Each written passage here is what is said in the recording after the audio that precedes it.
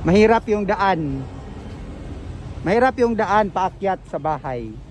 Lalong-lalo na pag maulan. Ayan, tingnan niyo sa Ate Julie. Ate Julie, kung mukaliring ka Ate Julie ba? Inig-abot dito sa ilawom Ate Julie, unsa kay imong purma no? Ate Julie, kung mukaliring ka ba? Inig-abot sa inig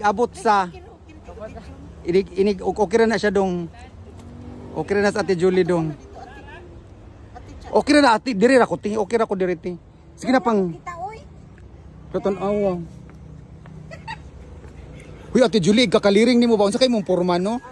Tapos mura sa kag tubol nga maputol.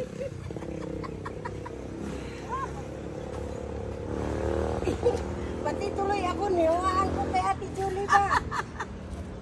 So sa kaday okay ra ka day? Yan po ang daan. Papunta sa bahay ni Ate Charing. Ya okay ra ka te. Okay na, nagawal na pasada. Ya mo balik pa ka. Yan, nagubot yung Ate Julie sa baho mo.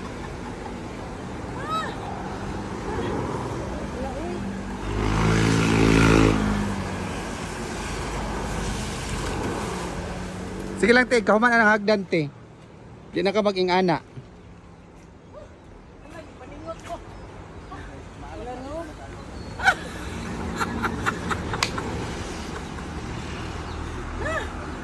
Laban lang yun te. Grabe ka. Sa unta man nga. Grabe guys, nahirap.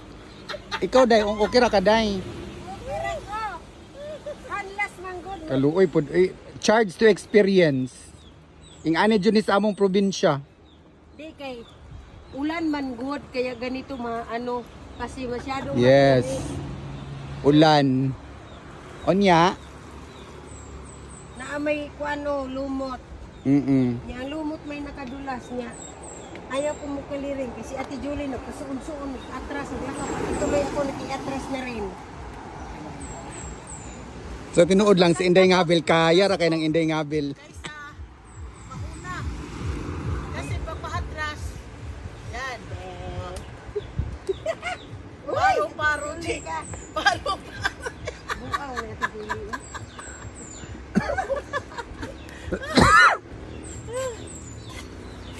Ginhawa sa unta man nga naaman Diyos bungtod among payag.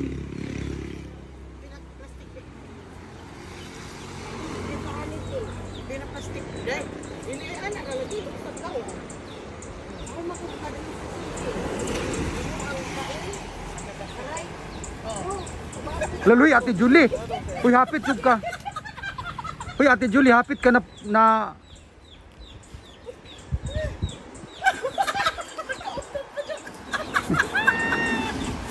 Otot ka te. Anak te. Wala isindog mo kayo ano maning. Ang las mo. Unsa man ka diha day? Ang las na naman oh. Ha? Wala na okay na na. Ano na, pakilit pa. Na. Oh, na pakilit. Usan na lang. Kari, okay, pumigin ako. Ilan maroy. Ya balik tagkat-kat.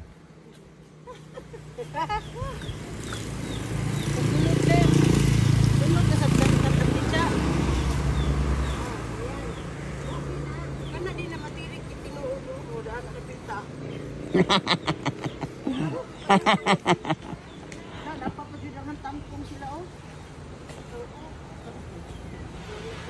Diha, pag careful diha ha kay kuana diha.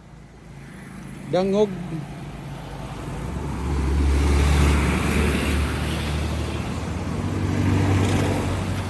Salamat, wag yun naligid. Thank you Lord, walang naligid. Thank you Lord na nasa highway na po kami. Nakaraos din. Nakaraos din po kami sa kahirapan. Sige lang te, kahuman sa hagdan, wala na problema. Oo. Laban. Muna Ate Julie.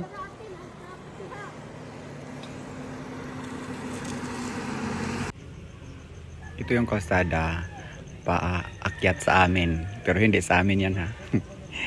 sa kanila kay attorney yan, sa kabilang lupa yan. Buti na lang ay binigyan kami ng chance or pinadaan kami. Nagpagawa din ako ng ng aking sariling hagdan. Ayan, hindi pa tapos.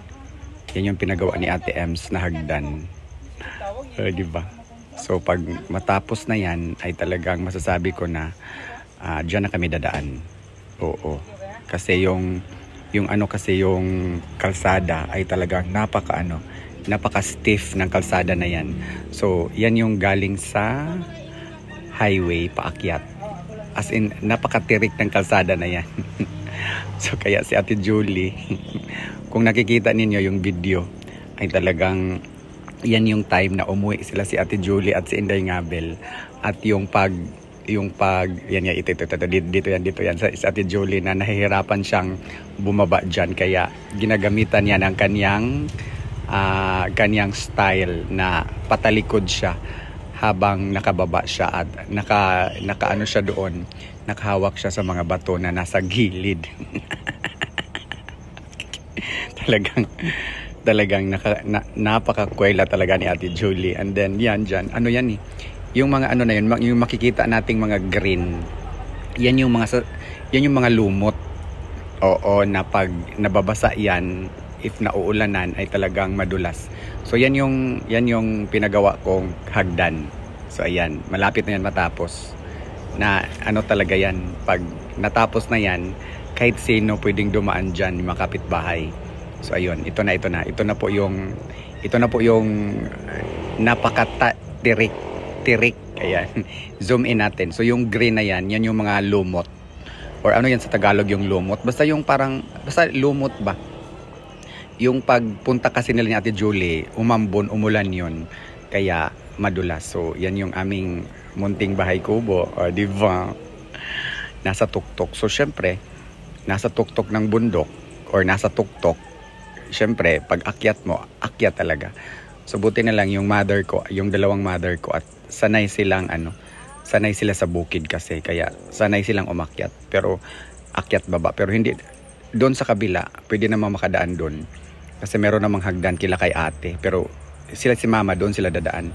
Pero si Ate Julie at si Inday Ngabel, sinubukan nilang dumaan dito. Kung kaya ba ng powers nila.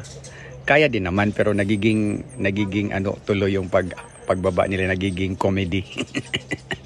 Nagiging comedy yung pagbaba nila kasi nga si Ate Julie, imagine niyo na lang ang laki-laki ni Ate Julie. So ayan. Dito na ulit ako sa aking terrace at ayan, pinapawisan ako kasi naglakad ako doon sa sa low tide sa dagat. Ang ganda ng dagat namin. Kaya pahinga muna ako habang hinihintay ko, umiinom ako ng aking guyabano tea. At yun yung aking view, and medyo makulimlim pa rin. Thank God yung bagyo ay talagang humina at hindi natatama dito sa atin. Thank you Lord. So ayan, pahinga muna ako for today. Pahid muna ako ng pawis kasi nga pinapawisan talaga ako. Siguro naglakad ako ng mga 30 minutes at ang sobrang ganda ng aking katawan kasi nga po yung sikat ng araw ng umaga maganda plus yung hangin galing sa dagat. Thank you, bye!